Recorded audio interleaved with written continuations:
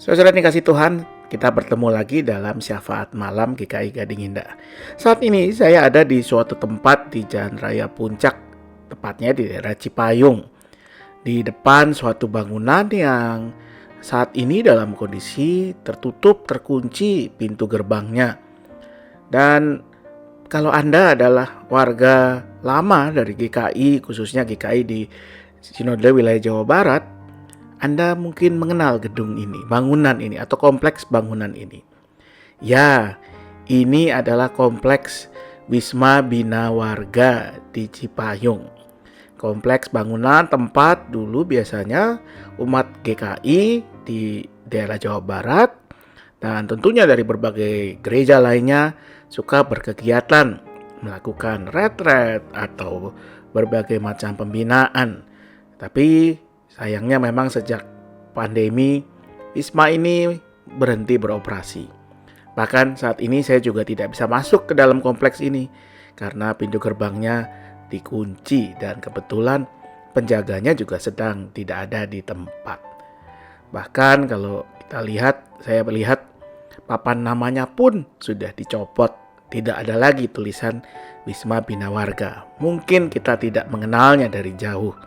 Tapi kalau kita melihat ke dalamnya, kita bisa membayangkan ruangan-ruangan tempat yang dulu cukup sering kita sebagai warga gereja mengunjunginya dalam berbagai kegiatan yang dilakukan oleh gereja, kegiatan-kegiatan yang sifatnya dilakukan di luar kota dengan menginap. Wisma Bina Warga dulu adalah tempat yang sangat populer, yang dipakai oleh banyak gereja, tentunya juga termasuk diantaranya GKI Gading Indah. Untuk kegiatan misalnya retret katekisan, sangat sering menggunakan Wisma Bina Warga.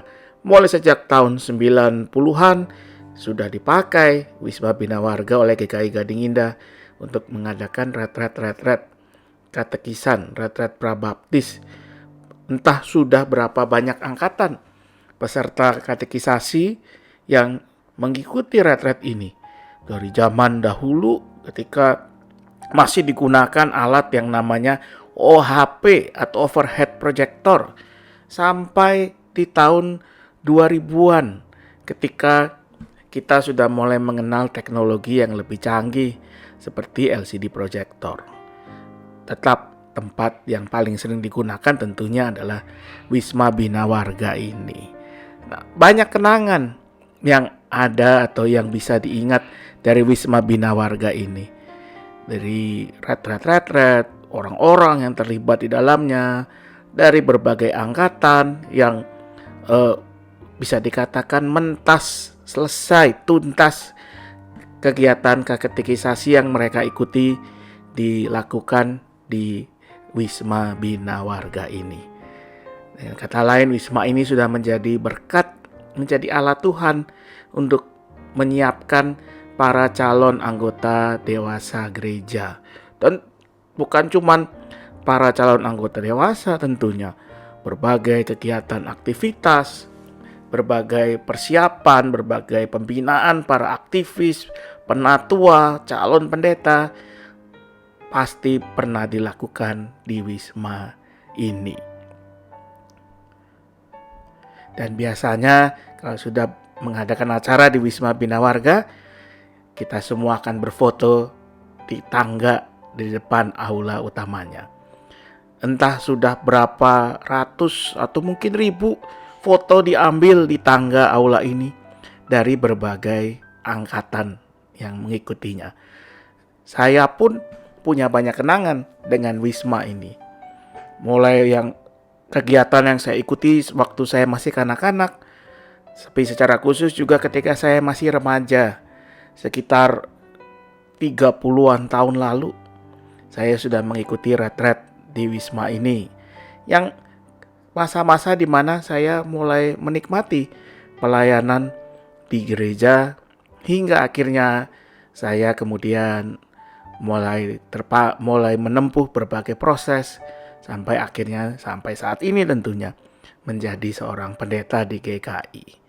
Bahkan saya pun pernah membimbing atau menemani para mahasiswa teologi, calon pendeta dalam kegiatan retret mereka juga di Wisma ini dan berfoto di tangga penuh kenangan ini.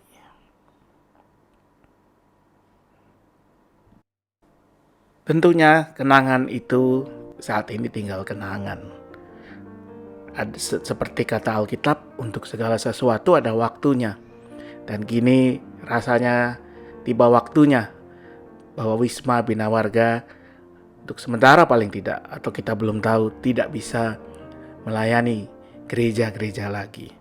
Tentu kita bersedih, tentu kita merasakan kehilangan, tetapi kita juga boleh atau patut tetap berpengharapan.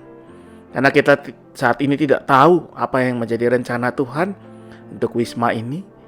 Tapi kita yakin dan percaya bahwa jalan Tuhan untuk membina umatnya, membina gereja-gereja, membina para pelayan gereja, mulai dari aktivis, penatua, pendeta, bahkan masyarakat secara umum, pasti akan terus terjadi, pasti akan terus dilakukan.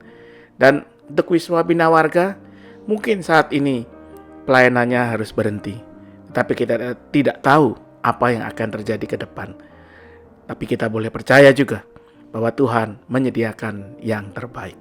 Maka mari kita terus berdoa dan memohon yang terbaik untuk Wisma Bina Warga, untuk gereja Tuhan, untuk masyarakat kita juga. Selamat malam, Tuhan beserta selalu. Mari kita berdoa. Ya Tuhan, kami bersyukur untuk penyertaan-Mu kepada gereja kami, secara khusus kepada lembaga Bina Warga yang boleh melayani sampai hari ini. Sekalipun kami juga bersedih mendengar kabar bahwa Wisma Bina Warga saat ini sementara tidak bisa beroperasi karena berbagai pergumulan yang terjadi khususnya selama pandemi.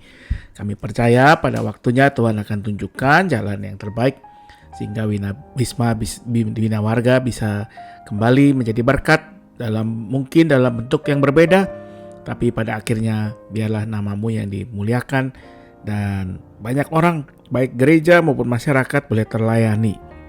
Kami mau berdoa untuk kehidupan gereja-Mu, untuk Jemaat GKI Gading Indah dengan berbagai pelayanannya, untuk kegiatan sekolah Alkitab liburan tanggal 4 sampai 6 Juli, untuk persidangan ke-35 Majelis Klasis GKI Klasis Jakarta Timur tanggal 8 Juli. Biarlah semuanya jadi jalan Tuhan untuk membawa berkat bagi banyak orang lewat gereja-Mu. Kami mau berdoa untuk bangsa dan negara kami, untuk segala situasi yang terjadi saat ini, khususnya dalam upaya pemulihan pasca pandemi. Biarlah semuanya boleh terjadi hanya karena berkat dan hikmat Tuhan yang membimbing para pemimpin, tetapi juga setiap elemen unsur masyarakat, sehingga boleh melakukan apa yang terbaik yang bisa mereka lakukan. Kami mau berdoa untuk keluarga-keluarga jemaat-Mu di GKI Gading Indah dengan setiap pergumulan mereka, baik pergumulan ekonomi, pergumulan dalam relasi antara anggota keluarga, maupun dalam pergumulan-pergumulan yang terkait dengan masalah-masalah kesehatan. Baik mereka yang sedang sakit, mereka yang dalam pemulihan, mereka yang dirawat di rumah maupun di rumah sakit, mereka yang dalam berbagai kelemahan karena usia lanjut. Tuhan yang menyertai mereka semua dan memberikan berkat-Mu. Kami berdoa secara khusus untuk Ibu Yoke, untuk anak Angelina, Alexandra, untuk Bapak Edi Wiganda, untuk Bapak Kunjung. Tuhan yang sertai mereka semua. Tuhan sertai juga keluarga yang mendukung mereka dalam perawatan atau pemulihan mereka. Kami mau berdoa juga untuk pasangan Stefan Marshall dan Kristalia Sabarman yang akan melakukan pernikahan pada akhir minggu ini. Biarlah Tuhan yang juga menyertai keluarga yang akan dibentuk ini, sehingga boleh terus menjadi berkat bagi banyak orang dan memuliakan nama Tuhan. Kami menyerahkan diri kami menyerahkan keluarga kami menyerahkan gereja kami menyerahkan masyarakat dan bangsa negara kami, hanya dalam satu nama, Tuhan kami Yesus Kristus. Amin.